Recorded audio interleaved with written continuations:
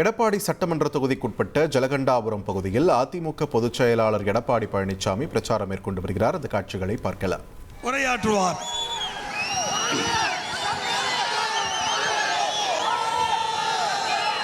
நடைபெறுகின்ற சட்டமன்ற தேர்தலில் அனைத்திந்திய அண்ணா திராவிட முன்னேற்ற கழகத்தின் தலைமையிலான வெற்றி கூட்டணி, தேசிய ஜனநாயக கூட்டணி இந்த கூட்டணி சார்பிலே இன்னும் 2 வாரத்தில் தமிழகத்தின் முதலமைச்சராக பொறுப்பேற்கின்ற மரியாதைக்குரிய முன்னாள் முதலமைச்சர் 2 வாரத்தில் மீண்டும் முதலமைச்சராக வர இருக்கின்ற இந்த எடப்பாடி சட்டமன்ற தொகுதியின் வெற்றி வேட்பாளர் மாண்புமிகு மரியாதைக்குரிய திரு எடப்பாடியார் அவர்களே, இங்கே வருகை தந்திருக்கின்ற அனைத்து கூட்டணி கட்சியின் நிர்வாகிகளே, என் உயிருடன் மேலான அன்பு பாட்டாளி சொந்தங்களே, உங்கள் அனைவருக்கும் இந்த அன்புமணி ராமதாசின் பணிவான வணக்கங்கள். வருகின்ற தேர்தலில் எடப்பாடி தொகுதியில் போட்டியிடுகின்ற நம்முடைய எடப்பாடியார் அவர்களை நீங்கள் எல்லோரும் இரட்டை இலை சின்னத்தில் வாக்களித்து தமிழ்நாட்டிலே அதிக வாக்குகள் வித்தியாசத்திலே இந்த தொகுதியில் அவர் வெற்றி பெற வேண்டும். இது உறுதியாக நடக்கும். அது மட்டுமல்ல, இன்னும் 2 வாரத்திலே தமிழ்நாட்டில் ஆட்சி மாற்றம் நடக்கும். எடப்பாடி பழனிசாமி அவர்கள் தமிழ்நாட்டின் முதலமைச்சராக வருவார். அது உறுதி. அது வந்தால்தான் தமிழ்நாட்டிலுள்ள பெண்களுக்கு பாதுகாப்பு, தமிழ்நாட்டிலுள்ள குழந்தைகளுக்கு பாதுகாப்பு. இங்கே வருகை தந்திருக்கின்ற அத்துணை தாய்மார்களுக்கும், தமிழ்நாட்டில் அத்துணை பெண்கள் தாய்மார்கள் பெற்றோர்களுக்கும் என்னுடைய பணிவான ஒரு வேண்டுகோள். உங்களுடைய பெண் பிள்ளைகளுக்கு பாதுகாப்பு வேண்டும் என்றால் எடப்பாடி பழனிசாமி அவர்கள் தமிழ்நாட்டின் முதலமைச்சராக வர வேண்டும்.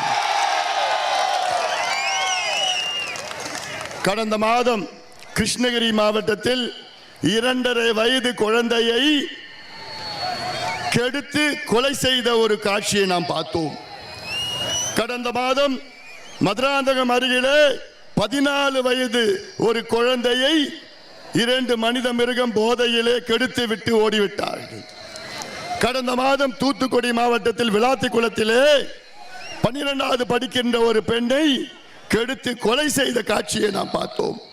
4 மாதத்திற்கு முன்பு கும்மிடிப்பூண்டி அருகிலே 8 வயது குழந்தையை ஒரு மனித மிருகம் போதையிலே கெடுத்து ஓடிவிட்ட காட்சியை நாம் பார்த்தோம். அன்றாடம் தமிழ்நாட்டிலே இது போன்ற காட்சிகள் வந்து கொண்டிருக்கின்றன. இதையெல்லாம் மாற வேண்டும். ஏமா, நாளைக்கு நம்ம குழந்தைக்கு இது நடக்காது என்ன உத்தரவாதம்? உங்க பேத்திக்கு, உங்க பெண்ணுக்கு இது நடக்காது என்ன உத்தரவாதம்? ஒரே உத்தரவாதம். எடப்பாடியார் தமிழ்நாட்டின் முதலமைச்சராக வந்தால்தான் உங்கள் பெண்களுக்கும் பெண் பிள்ளைகளுக்கும் பாதுகாப்பு கிடைக்கும்.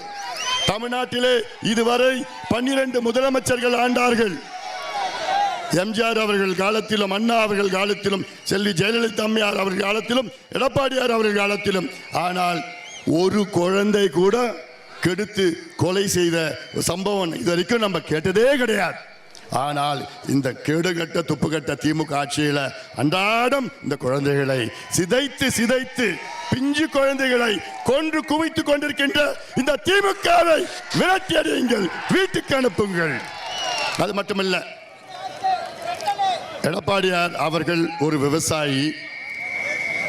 விவசாயி குடும்பத்திலே பிறந்தார். இன்று தமிழ்நாட்டில் விவசாயிகள் தற்கொலை செய்து கொண்டிருக்கின்றார்கள்.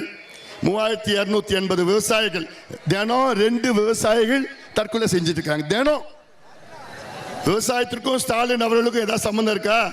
எதுவும் கிடையாது. ஸ்டாலின் அவர்கள் அவருடைய தொடக்க தேர்தல் பிரச்சாரத்தில் தமிழ்நாட்டில் அவர் செய்ததை வைத்து வாக்கு கேட்டார். எடுபடல, ஏன்னா எதுவும் செய்யல. பிறகு பிஜேபி வந்துரும் ஒரு பொய்யை சொல்லி வாக்கு கேட்டார். அதுவும் எடுபடல. அதன் பிறகு எடப்பாடியார் அவர்களையும் என்னையும் தனிநபர் விமர்சனம் செய்து கொச்சையா மோசமான வார்த்தைகளை கேட்ட ஸ்டாலின் அவர்கள் இப்ப அதுவும் எடுபடல. இப்ப ஸ்டாலின் அவர்கள் எந்த அளவுக்கு இறங்கிட்டார் தெரியுமா? நான் ஆட்சிக்கு வந்தா 8000 ரூபாய் கூப்பனை தரேன். அதாவது இவ்வளோ தரங்கெட்ட ஒரு தேர்தல் பிரச்சாரம்.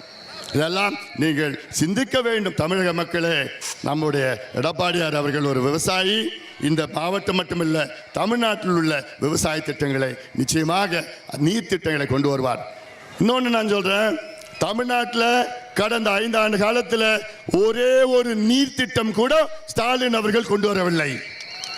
எடப்பாடி பழனிசாமி அவர்கள் கடந்த ஆட்சி காலத்தில் சேலம் மேட்டூர் உபரிநீர் திட்டம், அத்திக்கடவு அவிநாசி திட்டம், காவேரி குண்டார் திட்டம், எண்ணேகோல் புதூர் தும்பலள்ளி திட்டம், இப்படி எத்தனையோ திட்டங்களை கொண்டு வந்தார்.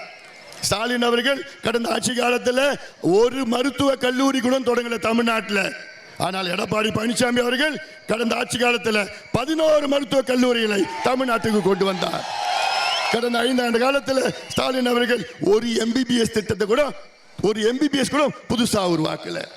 ஒரு மின்சார திட்டம் கூட ஸ்டாலின் அவர்கள் கடந்த 5 ஆண்டு காலத்தில் கொண்டு வரல.